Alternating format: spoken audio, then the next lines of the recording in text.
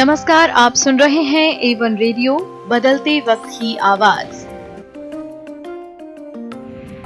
मणिपुर में नीतीश कुमार की पार्टी में बगावत, जेडीयू के 6 में से 5 विधायक भाजपा में शामिल। पार्टी के एनडीए गठबंधन छोड़ने के फैसले से नाराज। यूजीसी की नई गाइडलाइन जारी, एक साथ 2 कोर्स कर सकेंगे स्टूडेंट्स, कोर्स छोड़ने के बाद फिर उसी में पढ़ने की छूट। यूपी के पूर्व कैबिनेट मंत्री रामवीर उपाध्याय का निधन, लंबे समय से थे बीमार। यूपी की शिक्षा मंत्री गुलाब देवी ने कहा, अगर मदरसों की जांच होगी तो स्कूलों की भी होगी। सुप्रीम कोर्ट ने संस्कृत को राष्ट्रभाषा बनाने की याचिका खारिज की। जज ने कहा, संस्कृत में बस एक लाइन सुना दो। अब खबरें विस्तार से। पटना में शनिवार को जेडीयू की होने वाली राष्ट्रीय कार्यकारिणी की बैठक से पहले पार्टी को तगड़ा झटका लगा है। मणिपुर में जेडीयू के 6 में से 5 विधायकों ने पाला बदल दिया है, सभी भाजपा में शामिल हो गए हैं।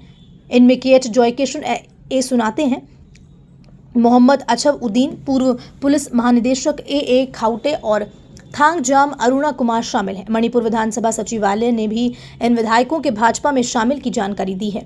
जेडीयू ने इस साल मार्च में हुए मणिपुर विधानसभा चुनाव में 38 सीट पर प्रत्याशी उतारे थे, जिसमें 6 सीटों पर जीत दर्ज की थी। अब वहां सिर्फ एक विधायक ही जेडीयू से बचा है। यूजीसी ने शुक्रवार को नई गाइडलाइन जारी कर दी है। इसके मुताबिक देश के हायर एजुकेशन इंस्टीट्यूट में सभी कोर्स किए जा सकेंगे। साथ ही सिंगल डोमेन के इंस्टीट्यूट जैसे मैनेजमेंट, एजुकेशन, लॉ, इंजीनियरिंग के संस्थान मिलकर डिग्री दे सकेंगे। स्टूडेंट्स के पास मल्टीपल एंट्री एग्जिट यानी कई बार कोर्स में प्रवेश करने, छोड़ने और फिर से उसी कोर्स की पढ़ाई करने की छूट होगी। स्टूडेंट्स मल्टीपल मोड यानी कि क्लासरूम फेस टू फेस पढ़ाई के साथ ही डिस्टेंस लर्निंग और ऑनलाइन से यानी 2 मान्य कोर्स एक साथ कर सकेंगे। हर संस्थान में छात्रों को ओरिएंटेशन व काउंसलिंग की व्यवस्था भी होगी। यूपी के पूर्व कैबिनेट मंत्री रामवीर उपाध्याय का निधन हो चुका है। वे लंबे समय से बीमार चल रहे थे। शुक्रवार की देर शाम उनके निधन की सूचना मिलते ही समर्थकों में मायूसी छा गई। हाथरस जिले की सादाबाद सीट से 5 पर विधायक बनने वाले रामवीर उपाध्याय को इस बार का सामना करना पड़ा था। जिले की सभी सीटों से विधायक रहने वाले रामवीर उपाध्याय का जन्म हाथरस के बामोली गांव में 1957 में हुआ था। उनकी शिक्षा हाथरस जिले में हुई, फिर एलएलबी करके उन्होंने मेरठ तथा गाजियाबाद में वकालत की। 1991 के चुनाव से पहले वे क्षेत्र में एक्टिव हुए। 1996 में से वे हाथरस से बीएसपी के टिकट पर चुनाव लड़े, जीते और पहली ही बार में मायावती के मंत्रिमंडल में कैबिनेट मंत्री बने। यूपी के माध्यमिक शिक्षा राज्य मंत्री गुलाब देवी ने शुक्रवार को कहा कि शिक्षा में भ्रष्टाचार नहीं होने दिया जाएगा और अगर मदरसों की जांच होगी तो स्कूलों की भी होगी।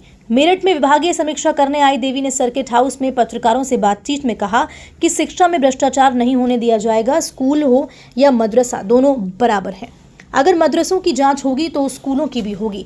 उन्होंने कहा कि सरकारी अनुदान लेने के मकसद से चलाए जा रहे मदरसों और विद्यालयों के खिलाफ सरकार कड़ी कार्रवाई करेगी।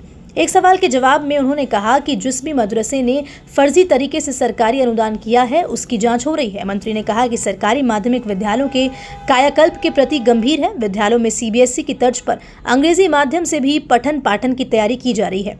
इसके साथ खेलकूद और अन्य रचनात्मक गतिविधियों को भी बढ़ावा दिया जा रहा है। स्कूलों में किताबों की कमी को लेकर पूछे गए सवाल के जवाब में उन्होंने कहा कि इस मामले में जांच कराई जाएगी और सभी स्कूलों में किताबें भिजवाई जाएगी। सुप्रीम कोर्ट ने शुक्रवार को एक जनहित याचिका पर विचार करने से इनकार कर दिया, जिसमें संस्कृत को भारत की राष्ट्रीय भाषा बनाने की मांग की गई। याचिका को खारिज करते हुए न्यायमूर्ति एम.आर. शाह और न्यायमूर्ति कृष्ण मुरारी की पीठ ने कहा कि मामला एक नीतिगत निर्णय है, जिससे कि संविधान में संशोधन की आवश्यकता है और अदालत द्वारा आदेश नहीं दिया जा सकता। अदालत में सुनवाई के दौरान पूछा गया कि भारत में कितने शहर संस्कृत बोलते हैं, क्या आप संस्कृत बोलते हैं या आपकी याचिका का संस्कृत में अनुवाद कर सकते हैं। सुप्रीम कोर्ट की बेंच के इस सवाल पर डीजी वांजरा ने एक श्लोक सुनाया। इस पर बेंच ने तुरंत ही कहा कि ये श्लोक तो सबको पता है। डीजी वांजरा का कहना है कि केंद्र की तरफ से इस मामले में चर्चा करवाना चाहते हैं। उन्होंने ब्रिटिश सरकार के दौरान कलकत्ता के सुप्रीम कोर्ट के एक जज के बयान को हवाला देते हुए कहा कि 22 भाषाओं में एक बात तो साफ है कि संस्कृत मातृभाषा है। इस पर कोर्ट ने कहा कि हम भी इस बात को मानते हैं, लेकिन इस आधार पर किसी भी भाषा को राष्ट्रभाषा नहीं घोषित किया जा सकता।